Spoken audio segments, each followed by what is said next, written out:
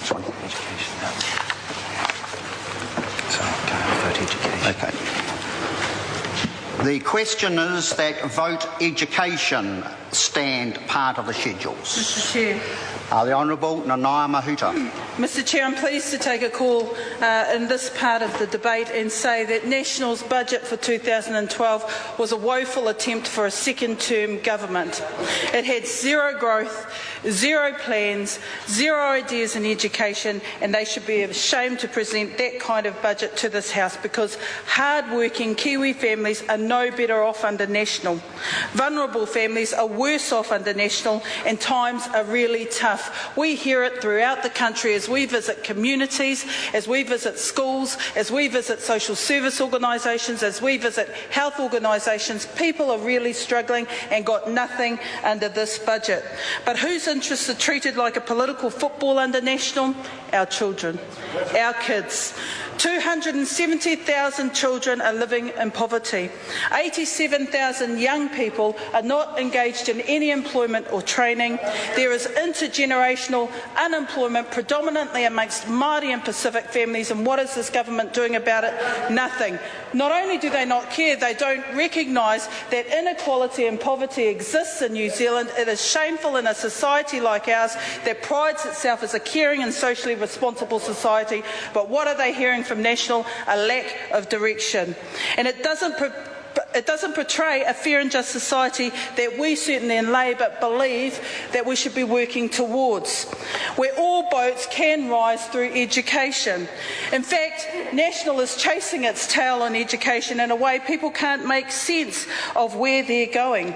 They can't make sense of the message that they're hearing from this government. They can't make sense of the blind ideology that National is pushing through in an agenda that people suspect will eventually see the privatisation of our quality public education system and will do irreparable damage to the great majority of Kiwi kids who go to our public schools and for their parents who want the best for their kids in those public schools. Mr Speaker, blunder after blunder after blunder occurred. National treats education like a cost centre where trade-offs need to be made, where inevitably it's the kids learning who is put at risk. And this is how they see one of the most important issues and portfolios that they are custodian for in our society. While we on Labour say no, that is not what the future is about in education. We need to invest in education, in skill training our people, and in upskilling and reskilling those who are in the labour market that exists now. Why? Because their future requires it.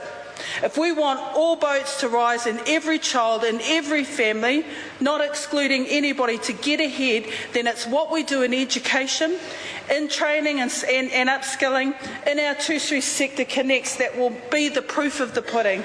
And sadly, National, by its own standard, will get a great big not achieved. Not achieved in vision, not achieved in policy, not achieved in delivery, and the proof of the pudding is in our communities where people can tell very real stories. But let's look to the track record. Larger class sizes is what we heard in their budget in 2012. This was promoted right up there alongside the pickpocket tax, the paperboy tax. And what we heard from National was a view that larger class sizes wouldn't make an iota of difference to the learning outcome of children because it was about the teacher. Well, in fact, the parents heard that message, they shook their head and thought, what is National on? What planet are they on?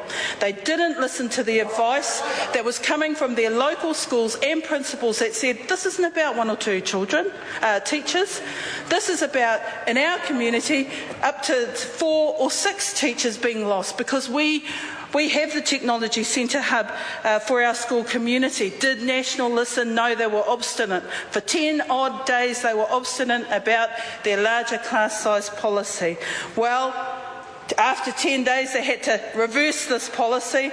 not because the Minister believed it was the right thing to do based on evidence, based on practical experience from their community, but because the parental pressure was so great. Well, I say it is a victory for parents, but it's a great victory for kids, based on evidence that shows that larger class sizes would have done irreparable damage for vulnerable learners and disadvantaged learners, and all the while the Minister didn't listen to that advice. Information, reports, evidence tabled in this House, questions to the Minister directly, didn't listen to the evidence, but she still had to retract on the policy. And what's happened? It's left a $114 million budget hole in her portfolio. Mr Chair. The Honourable Nanaia Mahuta.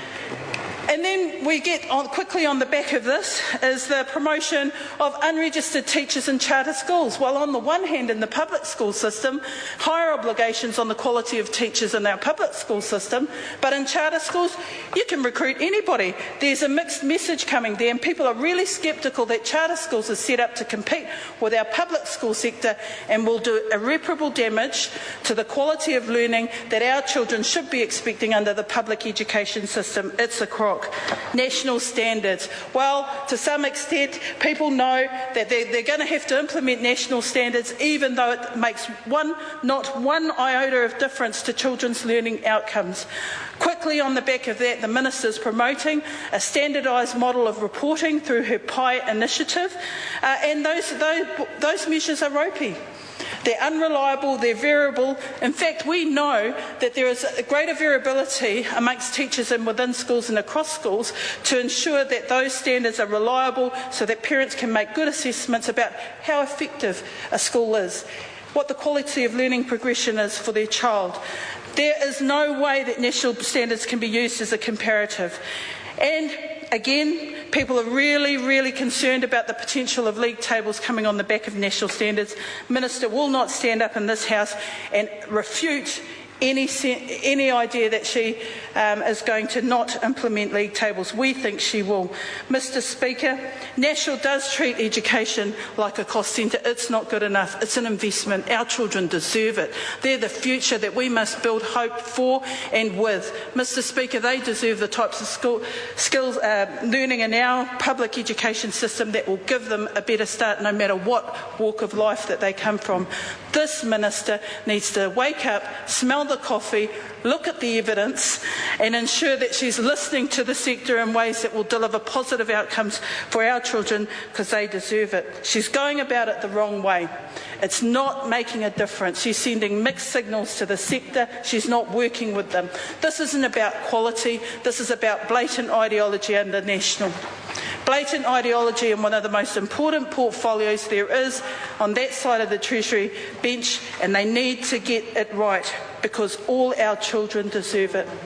And if they don't, what ends up happening is we get winners and losers.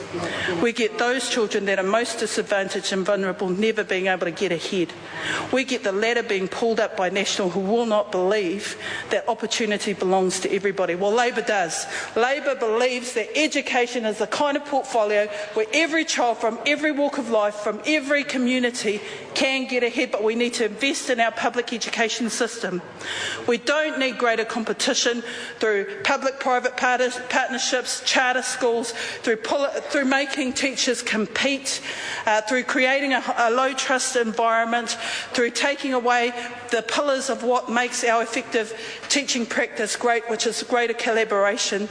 Mr Speaker, National is doing irreparable harm to our public education system. They should be ashamed because far too many people rely on a public education system to get ahead. It's simply not good enough. Finally, Mr Speaker, can I say this? There is a $114 million hole in National's budget because of the larger class size turnaround. Where will that money come from? What will go next? We're looking carefully at this because we don't believe the Minister will stop and not try and look for greater savings.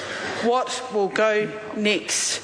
Is it going to be a greater emphasis on amalgamation? Is it going to be capping the number of teachers? We can say all types of things, but we can only suppose that the Minister is beavering away, looking for savings in her portfolio of $114 million, because education is not an investment to national, it is a cost centre. Cut, cut, cut, that's what we expect in the 2013 budget. It will not look good for education under national. It will not look good for the many, many children who need education to get ahead and climb the ladder of opportunity that Labour believes is theirs, every one of them. Thank you, Mr. Speaker.